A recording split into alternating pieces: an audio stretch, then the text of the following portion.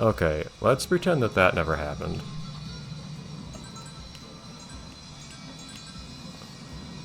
Let's pretend that that never happened, I said. So did they actually just leave a spot in here you can get soft locked? Also, nothing actually forces you to draw this thing. I noticed that a couple of games have done that at varying points. They don't actually force you to draw something. I've always been tempted to just not draw something in that case. We don't need a gun. Now I don't want to drop into any of those spots, but we just decided we want to run right in. Jeez. Just carved an entire screen with in a fraction of a second. But now I don't want to fall in any of those bits of wind. Because they're actually worse than being in a pit that kills me. Oh, you have to charge those. Whoops. I love how that ring doesn't shoot me into the other rings. There we go. It does if you have the speed you're supposed to have. Ow. That button does something, perhaps. Okay, it's kind of it's smart that you try to attack upwards, but it's also kind of annoying that you just say, for about 2 seconds here, I refuse to be possible to attack from above.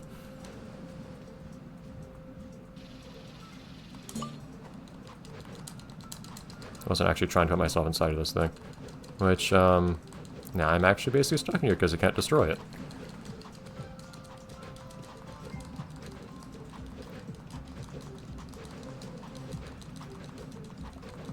Can at least move around a little bit. This thing will eventually disappear, but I can also just say I'm nice and safe in this thing, I guess. Well, this will disappear eventually, but until then. Yeah, what do you think of my box?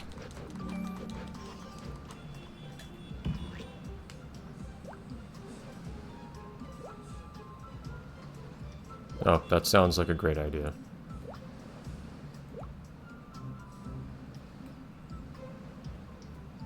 How do you get over here?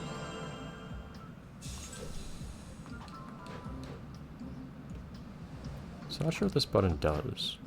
Oh, there we go. Okay.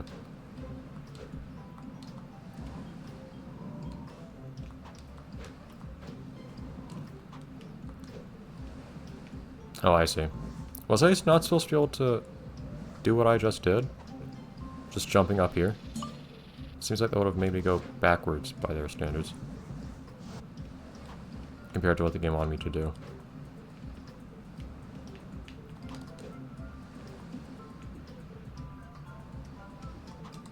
Okay. I think I need that to get up here? Whatever, I want to get out of this level.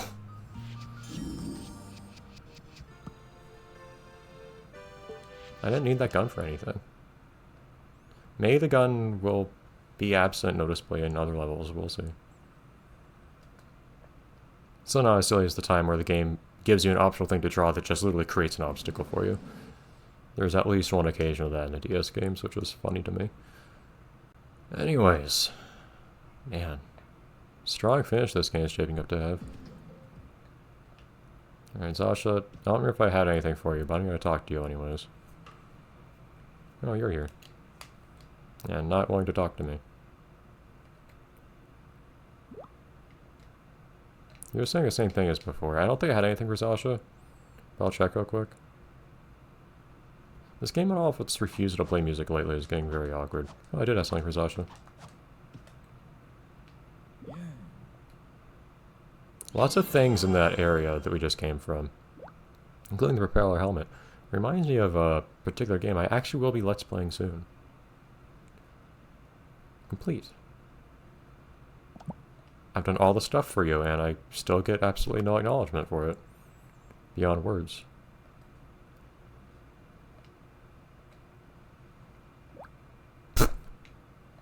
That's how much I care about what you have to say. Yeah, we've already seen that line. Okay. But yes, for all the talk of not being sure what to play these days in some of these episodes, I actually did eventually come up with a few things. namely because they're all related. Actually, started going up this week. Not the particular game I was just referring to, but the category of games. That is the Flash games. You're a very loud flower, Heather. Alright, so...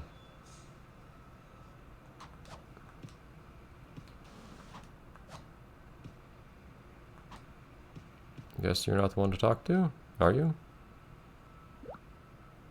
No?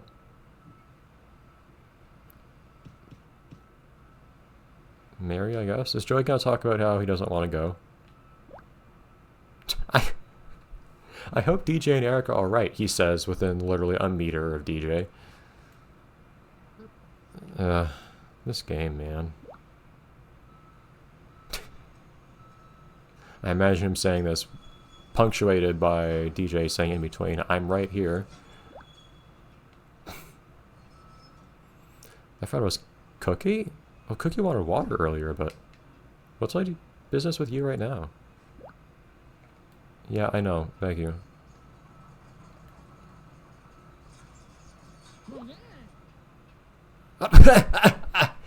Who programmed collisions? Who did that? Also,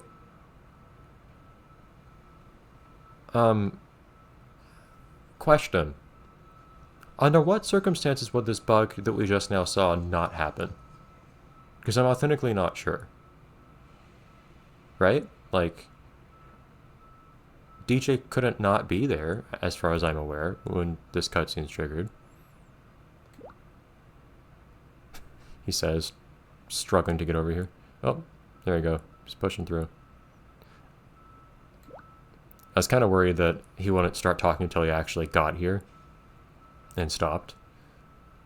But no, the game's not actually like attaching dialogue to the characters' physical models walking around anyways, I don't think.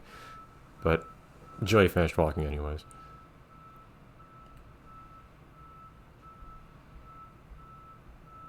I like how DJ just turns to me after that. Okay. Presumably we should do something else now? Joey, why did you... This cutscene comes after the cutscene where you were just on my right, and you walk off to the right. Why?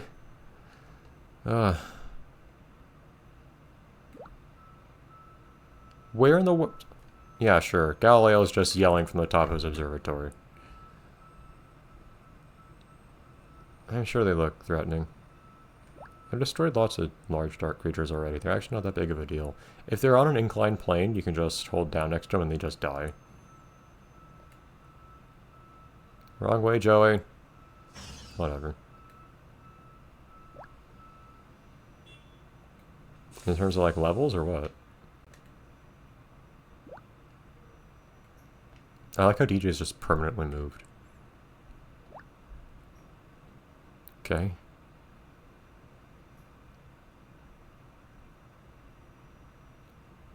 Oh, you have a mission for me? 10 minutes. I mean, I like the idea of finishing that in only 10 minutes. These levels have felt really long lately. Yes. They notice how short yours are, too. No, I'm pretty sure they're quite confident in their ear length. They have strong opinions about yours. Okay, we'll do the usual rounds talking to everyone else. Oh, DJ got moved back.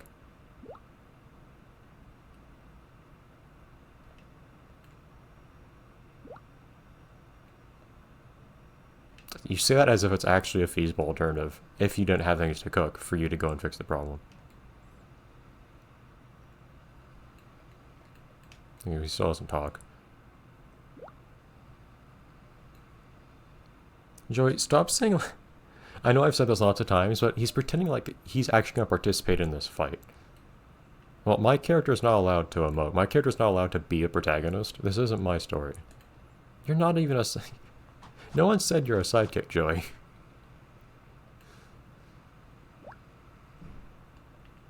What am I doing here?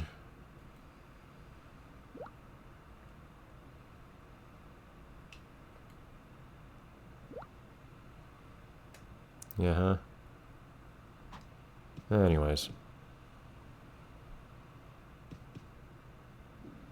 Don't think there's anything to do at Isaac's shop.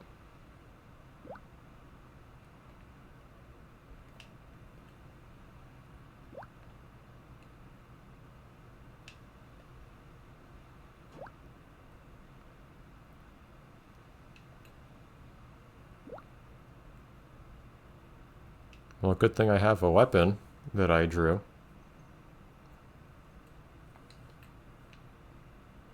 I do wonder if I'm going to pay for not having that weapon. I don't know if it sticks around in other levels or not. Practice yelling at monsters. Just yell at Wilfur really loudly and he'll go away. I can clearly see those monsters. Yeah, it's really imposing.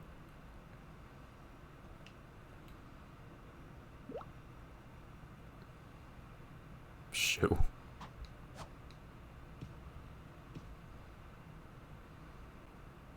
Okay. You still don't talk, right? I don't know why you guys don't talk, but... It looks exactly the same as when you first planted it.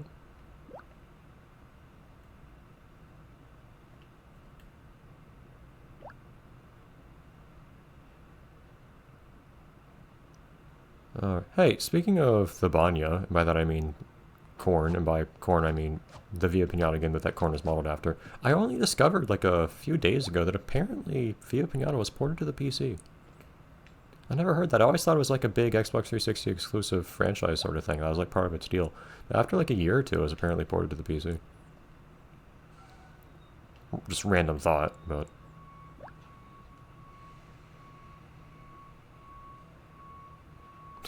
Keep them for myself. You said like giving advice to me precludes you from following it, but okay. Anyways, oh boy.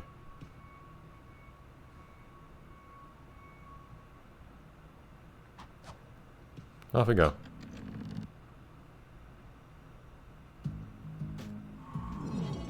Under a 10-minute time limit, apparently.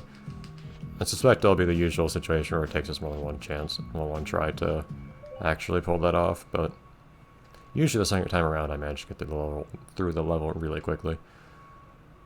Okay.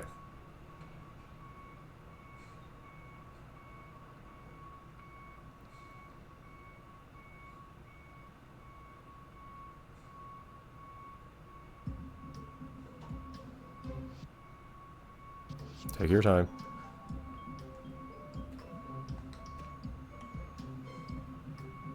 Look at that bean wind. So I like how there's just no correlation between how these levels look in the on the map and what they're actually like to... This is really awkward.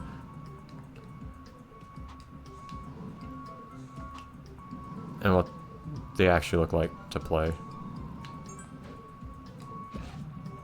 Pinwheel. I can already see it without the pinwheels there. But sure. Do I have any silly ideas for a pinwheel? Because I don't feel like just drawing a boring regular pinwheel. I also don't feel like drawing a lot right now, to be perfectly honest.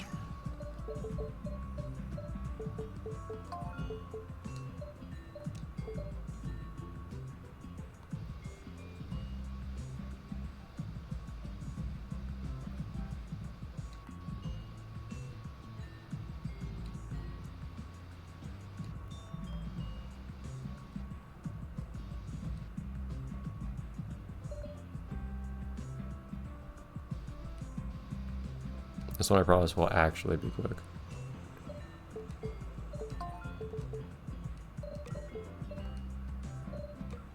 Game, you really need... I still can't believe they have that issue where you can't select something if it's in the same spot as the last thing you selected.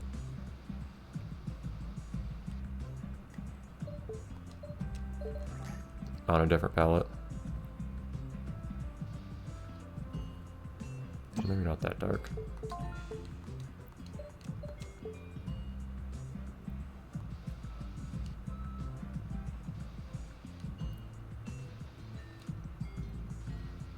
I know, sometimes you get an idea of how much a studio really cared about a game. I don't get much impression the studio cared a whole lot about this one. Yeah, it's supposed to be kind of like a tire, as a joke, on a wheel. But, so recently, I've been digging through, doing a bunch of... I'm starting to tell this story right at the end of what should be the end of an episode, but I guess I'll just keep going for the time being. May make up for no gameplay last episode. But... So, for only reverse engineering stuff that I do these days, which is going quite well on my other channel right now, actually. The algorithm just decided that it liked a video that I made, and now a lot of people have seen it. But, so I'm looking at a bunch of different games and so on. I don't think I can push it around so much, jeez. Take that, Boggy. Let me draw this thing first.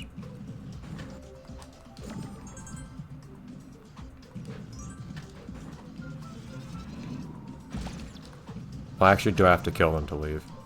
That's interesting.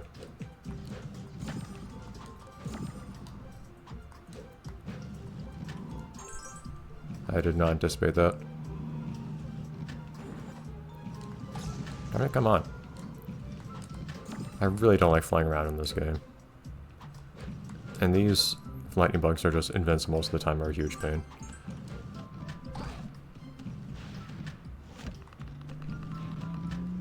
It was actually off to the right of where I was down there. Sorry for interrupting the story. But, there's stuff down here.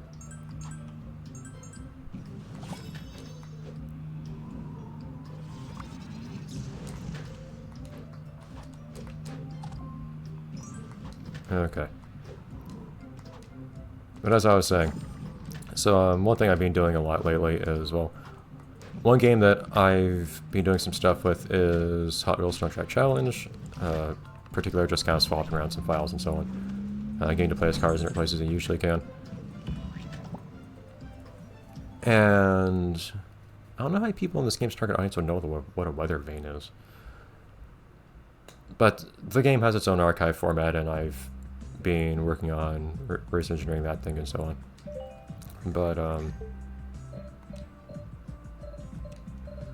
But in doing so, I've decided, hey, you know what? Apparently the same developer, that is Climax Racing, made a few other games, and developers tend to reuse archive formats and stuff like that between different games they make. And Climax Racing absolutely did. In fact, not just Climax Racing, but a few different... different studios that were part of the Climax group back when they actually existed, actually used this format. So I've been digging through their games to see which games actually use this format in. And what's really useful sometimes is that some games will actually have more information just like in the compiled code about how the thing works and whatnot than you'd expect. The holy grail is for something to just have debug info in it, basically. You're still here. How and why are you still here?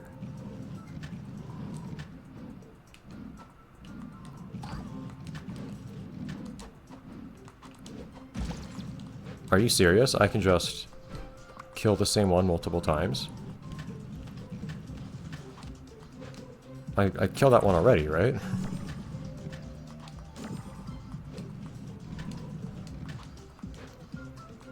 And so, for what it's worth, this studio already had a habit of leaving lots of strings from like developer tools and whatnot in their stuff, which helped me a lot to reverse engineer the thing. But something that's also really nice is there is one game that they made which is called Volvo Drive for Life. It was based just a game they were commissioned to make by Volvo, that is like the car manufacturer, or whatever you call them. And, oh man. I have to make, this one has to be a tribute. Well, I'll finish the story and then next time I'll make this up. So, as I was saying. So they made this game Volvo Drive for Life. I don't know if you could even buy this game anywhere, like in a store when it was put out. As far as I'm aware, the only way of them distribute that I'm aware of is if you got a Volvo from a dealership, like an actual car, they would give out the game with it back in that day. And I happened to know someone who got an XC90 around the time, and actually got the game, and I consequently have the game through them. So I'm looking at the thing, and it's funny. This game, it's a very small game that's like 50 minutes of total like gameplay in it. You can find like 2 videos of it on YouTube, I think. And nevertheless, they somehow managed to fill up 7 gigabytes on that disc, which for 7th generation console is ludicrous. This was on the Xbox. Like, the entire disc was full of this stuff. Despite, like, there being nothing to do. You dig through the game's executable, and you see that they actually... It's a copy and paste job for another game that they were working on at the time, which, funnily enough, actually got released after this one. So you could find stuff from the game that they were going to release inside of Volvo Drive for Life. But also, they had other things too, like they had designed an archive format that would actually allow them to have checksums, like make sure that the files they read actually have that they are what they should be, essentially, without being misread or damaged or whatever. Except they just left the fields for those empty. All the checksums to check are just 0. Like, they got close to implement it, but just decided no, they didn't really care in the end. They didn't go through with it. And also they included what seems to be debug symbols with the whole thing. So this was a quick copy-paste job where they just stuck a bunch of stuff on the disk and didn't put much of anything of actual like gameplay in it, and just built the thing, didn't even take out the dev symbols, and then push it to the market. Just a funny little license thing that they made, which for me is actually useful, because I get to see what's all inside of that, and I get to learn more about how their studio did things. So I say hooray. But I get kind of a similar feeling from this game of the whole, like, wow, everything that they did here almost looks like they kind of didn't care. I don't want to be too aggressive about saying they clearly didn't care, the developers of this game, making it, but, like, I look at stuff like this.